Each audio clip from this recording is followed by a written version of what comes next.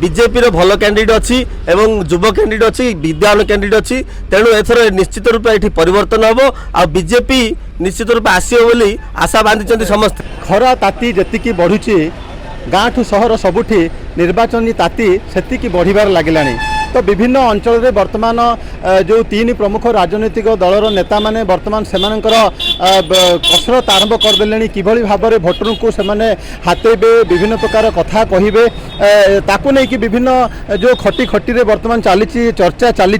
किभली प्रार्थी को लोके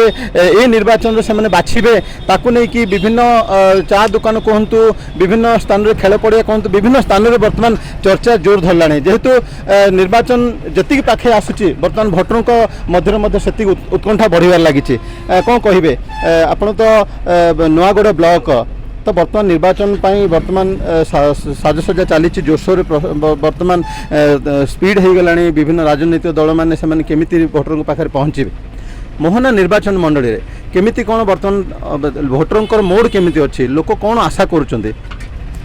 लोक तो अनेक आशा करुँच सरकार ठारू किंतु सरकार लोकों पाखरे पहुँची ही पारुनी कहीं रास्ता घाटर सुविधा ना गमनागमन असुविधा स्वास्थ्यर व्यवस्था ना प्राथमिक शिक्षा पूरा भुशुड़ी पड़ी स्वास्थ्य व्यवस्था तो न कहवा भल कहीं कहते मेडिकल जीव ना डाक्टर थे नर्स नथिबे कंपाउंडर थे टेक्नीशियन नथिबे कोड़ी फैन रो व्यवस्था भी ना खरा दिन डह खरारे लोक डहल विकल होउछंती किंतु से व्यवस्था किछि ना तेणु सरकार परिवर्तन होबार आवश्यकता ही अच्छी। देखो गत 2014 विधायिका जी की थिले बीजेडी सरकार थिले तापर 2019 कांग्रेस सरकार आसिले मोहना निर्वाचन मंडल रे ए सबु दिगरे गत दुईटी योजना रे 10 वर्ष है कौन सी विकास है नहीं कौन कह 10 वर्ष है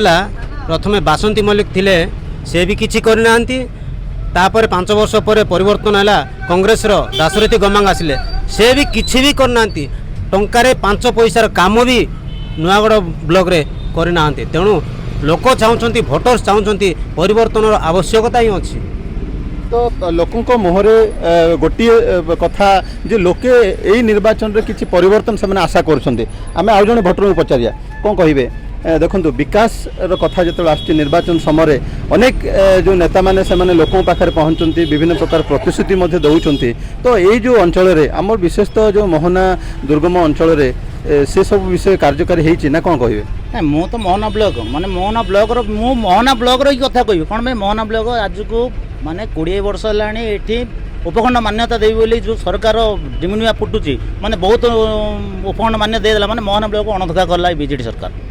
माने आज पर्यंत जन आंदोलन करके माने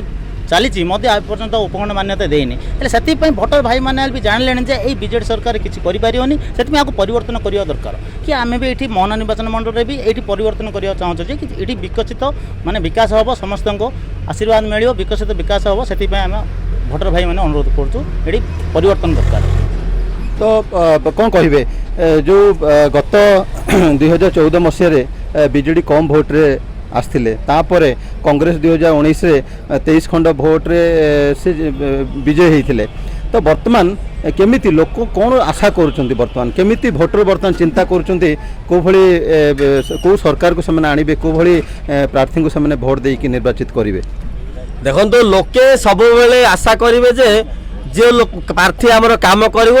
ही आम भोट देवा ये आम कांग्रेस सरकार को दुई थर निर्वाचित करछंती बीजेडी सरकार को थरे निर्वाचित करछंती तीन थर निर्वाचित आप देखिए ये माने कहीं भी काम होने आप देखिए आमर ओबीसी जेनराल पिला साधारण गोटे हाईस्कल टी मोहनार ना आप मोहना बजार रे देखिए रास्तार पिचु खंडे पड़ पारे मेडिकल रे डाक्टर ना शिक्षा स्वास्थ्य पानीय जल को सरकार माने प्रथम अधिकार दौला बेले आमर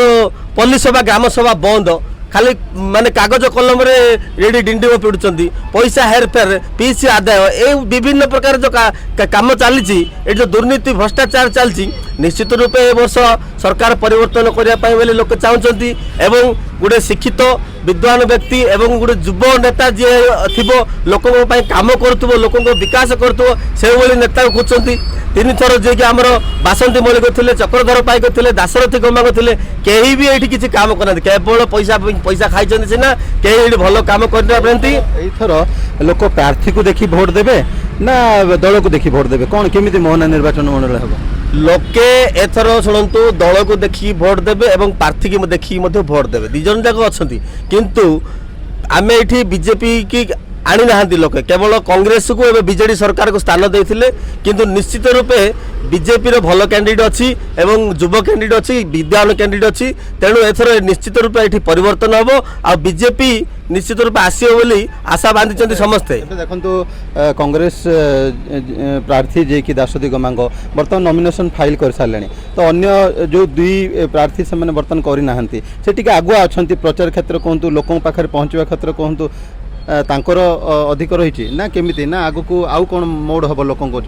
ଦେଖନ୍ତୁ, ଦାଶରଥୀ ଗମାଙ୍ଗ ପ୍ରାର୍ଥୀପତ୍ର ଆଗୁଆ ଦାଖଲ କରିଦେଲେ ତା ମାନେ ନୁହେଁ ଯେ ସେ ଏଇଠି ବିଜୟ ଲାଭ କରିଯିବେ, ସେମିତି କିଛି ନୁହଁ। କାରଣ ସେ ଦାଶରଥୀ ଗମାଙ୍ଗ ସେ ନିଜେ କୁହନ୍ତୁ ଯେ ମୋହନା ବ୍ଲକରେ କିମ୍ବା ମୋହନା ନିର୍ବାଚନ ମଣ୍ଡଳୀରେ କ'ଣ କ'ଣ କରିଛନ୍ତି। କ'ଣ ଆରେ ସାଧାରଣ ଗୋଟେ ହାଇସ୍କୁଲ ନିର୍ମାଣ କରିପାରିଲାନି ମୋହନାରେ, ଆଉ ତାଠୁ ବଡ଼ କ'ଣ ମୋହନାକୁ ଏନ୍ଏସି ମାନ୍ୟତା ଦେବେ ବୋଲି